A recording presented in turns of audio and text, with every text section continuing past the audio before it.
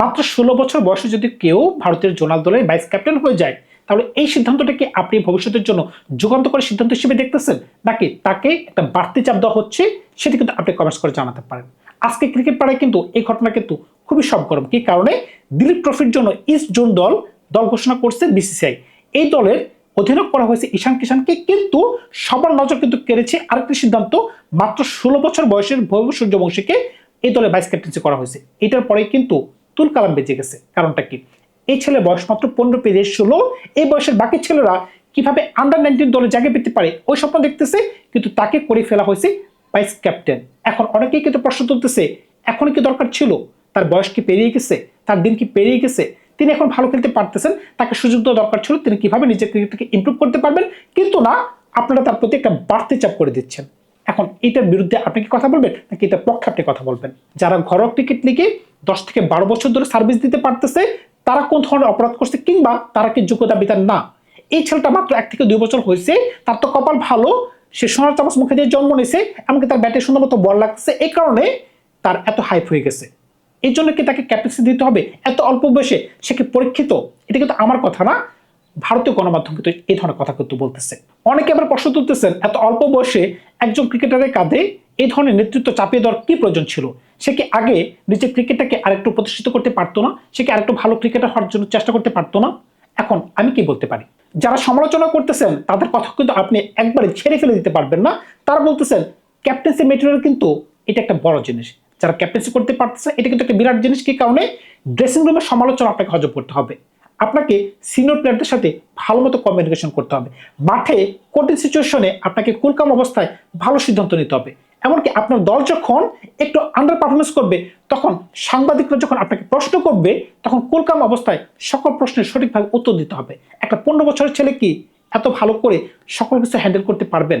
তখন এই যুক্তি যখন তারা দেখাবে, তখন আপনি কোন ধরনের অ্যান্সার দিতে পারবেন এটা কাউন্টার পাঞ্চ হিসেবে। তবে আলোচনা সমালোচনা যতই আপনি বলেন না কেন, আজকে কিন্তু ইস্ট দলের যে প্রধান নির্বাচক তিনি কিন্তু মুখ খুলেছেন।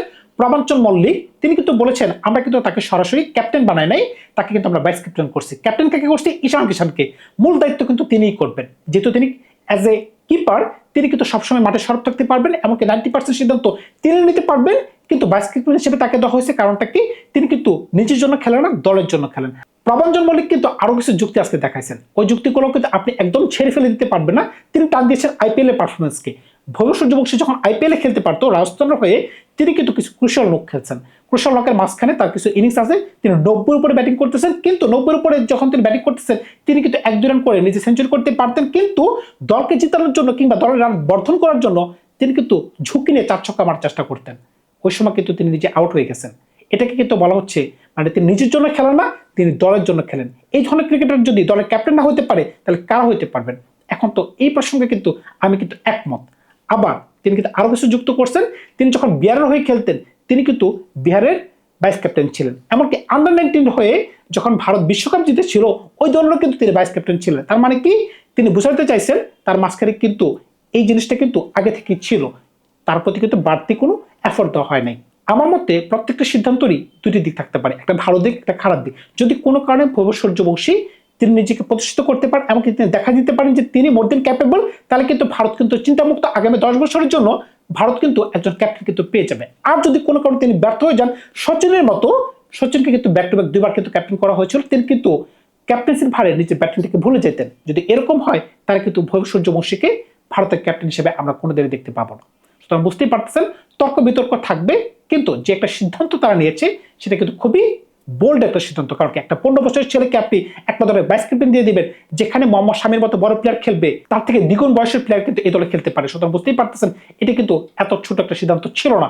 যারা এই সিদ্ধান্ত নিচ্ছে অবশ্যই বলবো যে তাকে সম্মান জানানো উচিত, এমনকি ভৈভব সূর্যবংশীকে প্রমাণ করে দেওয়া উচিত যে তিনি ভালো ক্রিকেটার, তিনি ভবিষ্যতে ভালো ক্যাপ্টেন হতে পারেন। এখন সিদ্ধান্ত কিন্তু আপনাদের, মতামত কিন্তু আপনারা দিবেন। মাত্র 16 বছর বয়সে ভাইস ক্যাপ্টেন বানানো এই ভারতের এই দূরদর্শী পরিকল্পনা, নাকি একজন তরুণ ক্রিকেটারের উপর একটা বাড়তি চাপ? আপনারা কিন্তু অবশ্যই কমেন্টস করে জানাবেন যে তারা কি ভুল করছে নাকি সঠিক করছে। ভালো থাকবে আপনারা, বিদায় নিলাম।